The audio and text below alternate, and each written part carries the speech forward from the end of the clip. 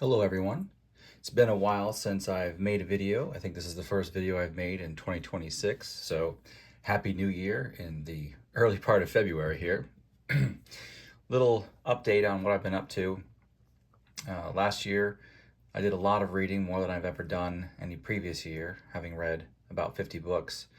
That was kind of a lot. Most of that was fiction though, so it wasn't too difficult. Got started on the Harry Potter series, which I had not read more than the first two books before, so I started all over again. Got through book 4 at the end of December. Good stuff. Look forward to finishing that this year. And this year I have a lot of goals, so I'm continuing on, of course, with Plato and some other things that I'm reading. So I started also this last year, Thucydides, the history of the Peloponnesian War. So I'm still reading that. This is a current read.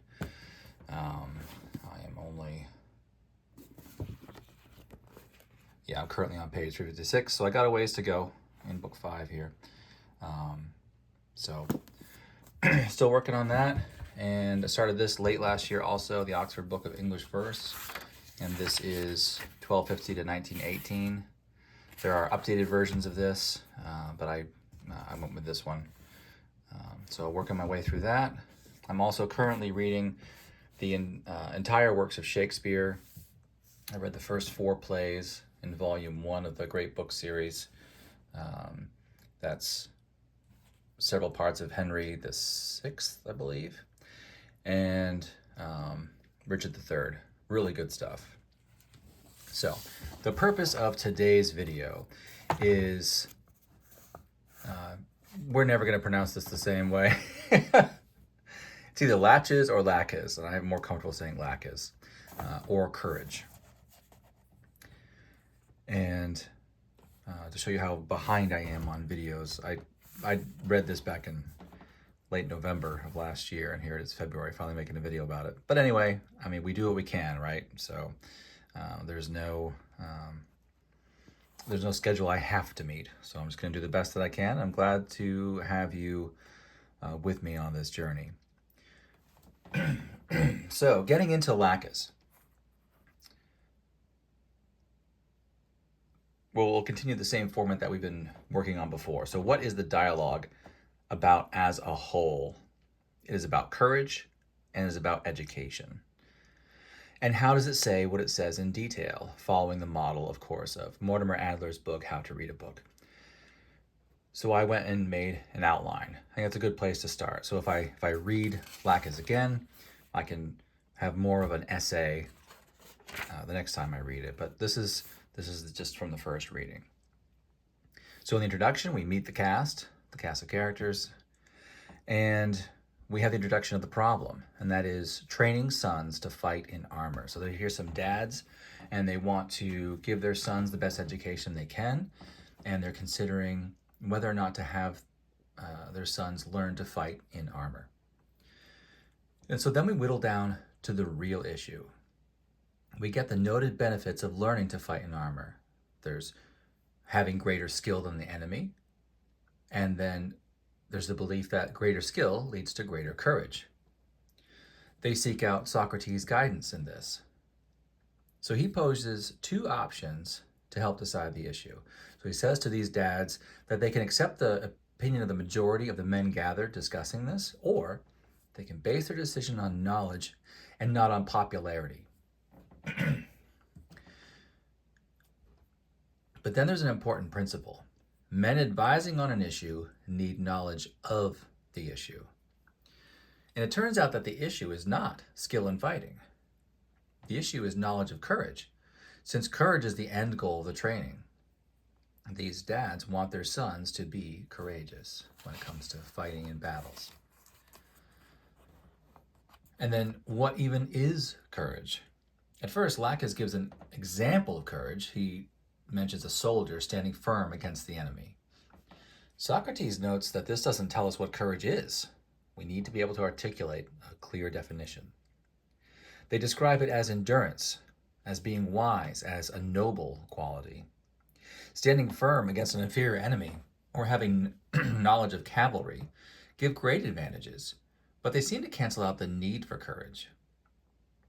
Next, risky, foolish actions made without knowledge are posed as examples of courage, but this doesn't satisfy. Nicias takes a turn and says courage stems from wisdom. They wonder if physicians and soothsayers are courageous in applying their wisdom. Now, it seems lost on them that the patient who is being treated or the general in charge of the army, that these men facing their circumstances are the courageous ones. Doesn't seem to occur to them. That the soothsayer and the physician are just advising the patient and the general. But we're getting closer. It gets down to having something to do with hope and fear. Nicias calls Laches' example rash rather than courageous, and there's probably something there. Courage is either virtue or a part of virtue. If one has knowledge of the future, he has nothing to fear and no need to be courageous. That's interesting. So then there's knowing when to quit.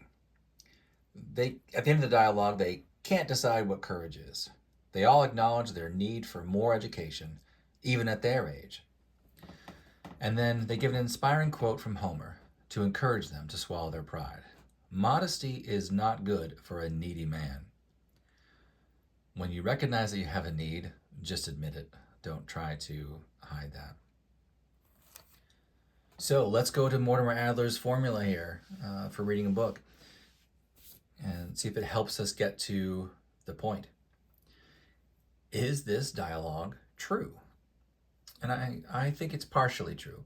Courage does have to do with ignorance of the future. It is a virtue, for it has to do with doing the right thing.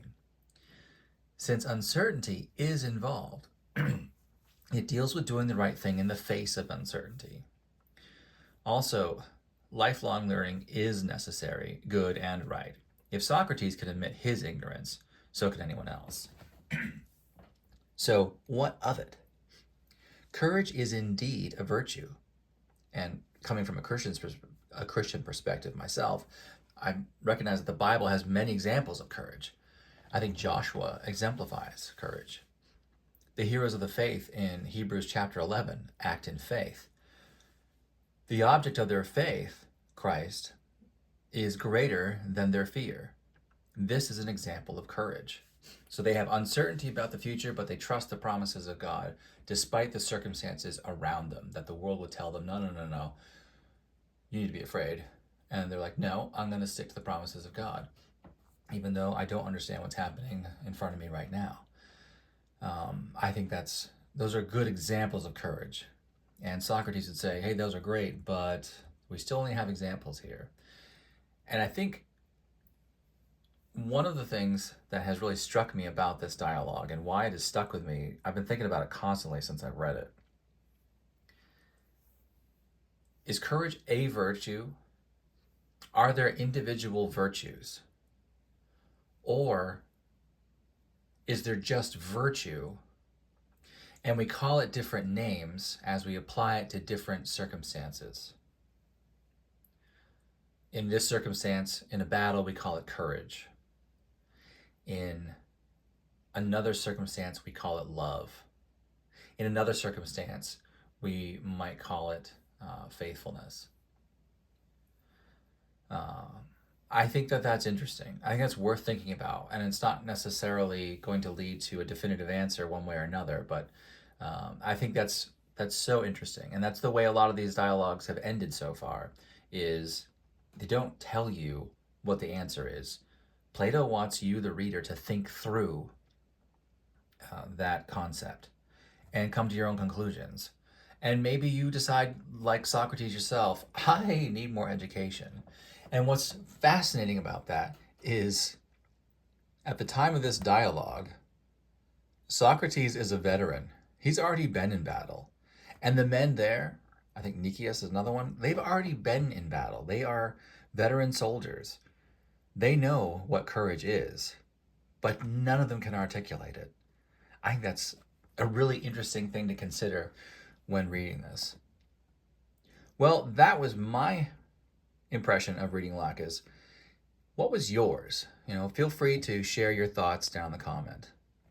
section. And I'll see you in the next video, Lord willing.